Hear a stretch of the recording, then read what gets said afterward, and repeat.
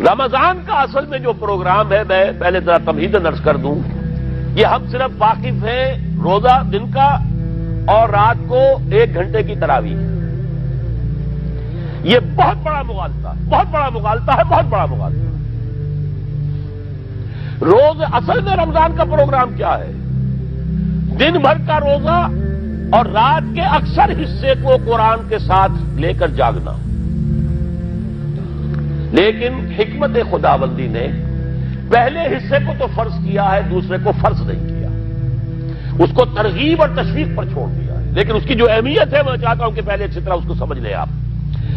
دیکھیے پہلی حدیث اس میں ہے ان سلمان الفارسی رضی اللہ تعالی عنہ قال خطبنا رسول اللہ صلی اللہ علیہ وسلم فی آخر یوم من شعبان۔ حضرت سلمان فارسی سے مروی ہے، انہوں نے فرمایا کہ خطبہ ارشاد فرمایا ہمیں اللہ کے رسول نے صلی اللہ علیہ وسلم شعبان کے آخری دن۔ فقال، آپ نے ارشاد فرمایا، یہ خطبہ طویل ہے، میں نے صرف شروع کے چند جملے یہاں نقل کیے ہیں۔ یا ایھا الناس قد اظلکم شہر عظیم،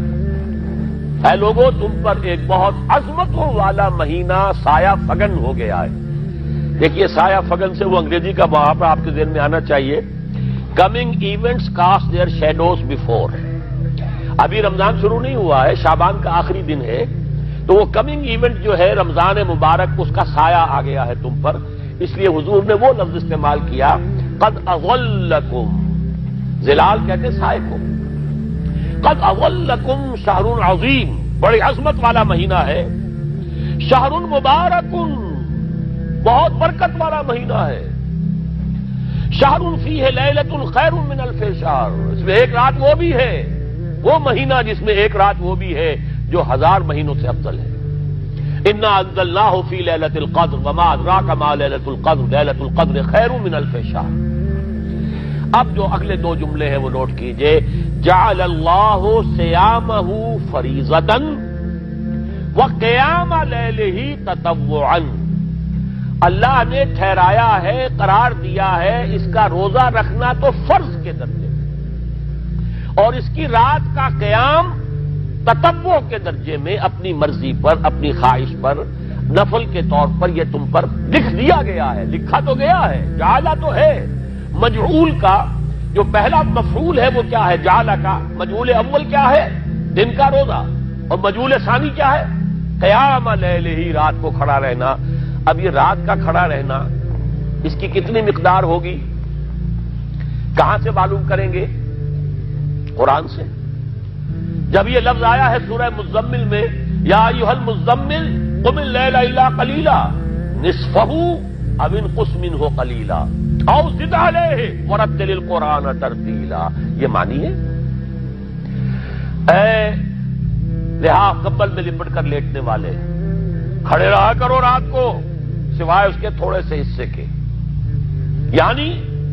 آدھی رات یا اس میں تھوڑا سا کم کر لو، جسے پھر کہا مفسرین نے 1/3 رات کم سے کم، اور زد علیہ یا آدھی پر بھی کچھ زیادہ کرو، یہ 2/3 رات ہو گیا۔ ورتل القرآن ترتیلا، اور قرآن کو اتارا کرو تھوڑا تھوڑا تھوڑا، یہ ترتیل، تفعیل، تنزیل، جیسے قرآن تھوڑا تھوڑا محمد پر نازل ہوا صلی اللہ علیہ وسلم، ایسے ہی تھوڑا تھوڑا تھوڑا قرآن اپنے اندر اتارو، ہیمر اٹ ڈاؤن، اپنے ذہنوں میں اتارو، اپنے قلب میں اتارو۔ اس کے لیے رات کو کھڑے رہو، اور قیام اللیل کم سے کم 1/3 شب کے اوپر اطلاق ہوگا، اس سے کم پر تو اطلاق ہے ہی نہیں۔ اگلی حدیث پڑھیے، اور یہ ہے جو عام طور پر ہر مسجد میں بھی آج کل خوب یہ گونج رہی ہوگی، حدیث بیان ہوتی ہے، اس لیے کہ بخاری اور مسلم دونوں میں موجود ہے، متفق علیہ روایت ہے، اس سے اونچا تو درجہ سند کے اعتبار سے تو حدیث کا کوئی اور درجہ اس سے اونچا ہے نہیں۔ عن ابی ہریرہ رضی اللہ عنہ قال قال رسول اللہ صلی اللہ علیہ وسلم، حضرت ابو ہریرہ سے روایت ہے، آپ نے فرمایا کہ حضور نے ارشاد فرمایا، من صام رمضان ایمانا واحتسابا غفر له ما تقدم من ذنبه، جس نے روزہ رکھا رمضان مبارک کے دوران اللہ پر یقین رکھتے ہوئے اور اس سے اجر و ثواب کے حاصل ہونے کی امید میں، اس کے تمام پچھلے گناہ معاف ہو جاتے ہیں۔ ومن قام رمضان ایمانا واحتسابا غفر له ما تقدم من ذنبه، اور جو کھڑا رہا رمضان کے دوران، کھڑا رہا ہے جیسے ساما، میں نے شروع میں آپ سے عرض کر دیا تھا یہ مصدر ساما یصوم صومن قام یقوم قیاما، ومن قام رمضان، جو کھڑا رہا رمضان کے دوران، پورے رمضان کے دوران کھڑا رہا، ایمان و احتسابا کی شرط پھر وہی ہے، غفر له ما تقدم من ذنبه، وہی اجر اس کا بھی ہے، ومن قام لیلۃ القدر ایمانا واحتسابا غفر له ما تقدم من ذنبه، اور جو خاص طور پر لیلۃ القدر میں کھڑا رہا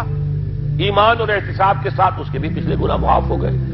اب یہ قامہ اور ساما جیسے آ رہا ہے ایک دوسرے کے ساتھ پیرلل ہو کر، اس کو نوٹ کر لیجیے، من ساما رمضان من قام رمضان، کیا یہ 1 گھنٹے کی تراویح جو ہے اس پر پوری اترتی ہے کہ نسبت خاک رابع عالم پاک کوئی اس میں ریشو پروپورشن جڑتی نہیں؟ اگلی حدیث بھی پڑھ لیجیے، یہ وہی آگے عبداللہ ابن عمرو ابن العاص رضی اللہ تعالی عنہما، جن کے بارے میں نے عرض کیا تھا بہت ہی زاہد منش، بڑے عابد، ہر روز روزہ اور پوری رات نماز پڑھتے تھے، وہ راوی ہیں اس کے۔ عن عبداللہ ابن عمرو رضی اللہ عنہما ان رسول اللہ صلی اللہ علیہ وسلم قال الصیام والقرآن یشفعان للعبد، روزہ اور قرآن دونوں بندے کے حق میں شفاعت کریں گے۔ یقول الصیام، روزہ یہ کہے گا اے رب، اے پروردگار،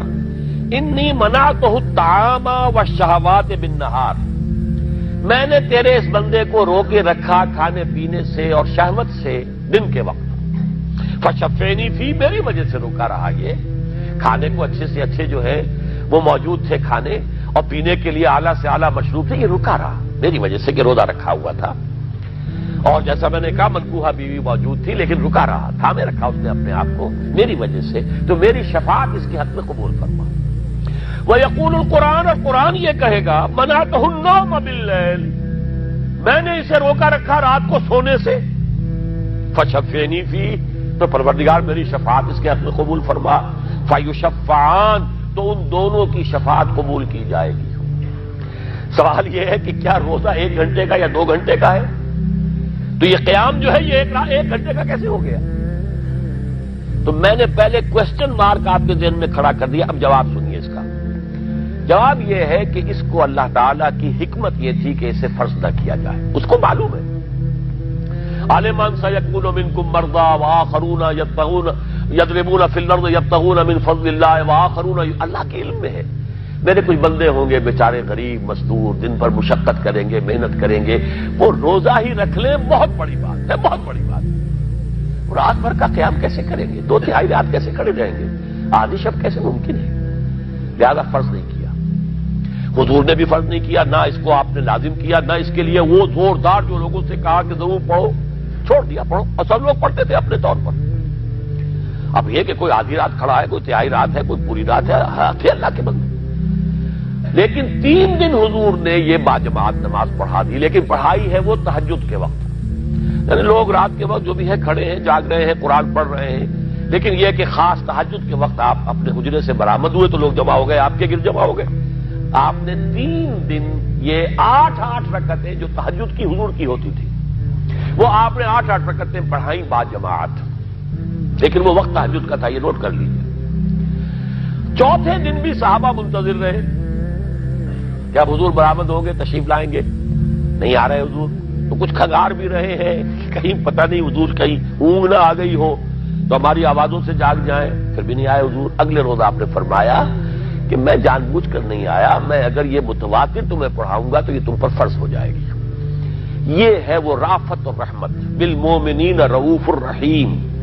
جو اللہ تعالیٰ کی شان ہے رحمان الرحیم ہونے کی، بالمومنین رؤوف الرحیم، یہ محمد الرسول اللہ کی ہے، تم پر یہ سختی جو ہے یہ تمہارے لیے قابل برداشت نہیں ہوگی، لہذا میں نے یہ 3 دن صرف پڑھائی ہے، اگر مسلسل پڑھاتا تو فرض ہو جاتی۔ یہاں تک تو ہے حکمت نبوی کا معاملہ، اب آیا حکمت صحابی یا حکمت خلیفہ راشد۔ یہی معاملہ رہا حضور کی حیات طیبہ کے دوران، یہی حضرت ابوبکر رضی اللہ تعالیٰ عنہ کی خلافت کے دوران، یہی حضرت عمر کا بھی ابتدائی دور، لیکن دور خلافت عمر فاروق کے دوران یہ واقعہ آیا کہ حضرت عمر داخل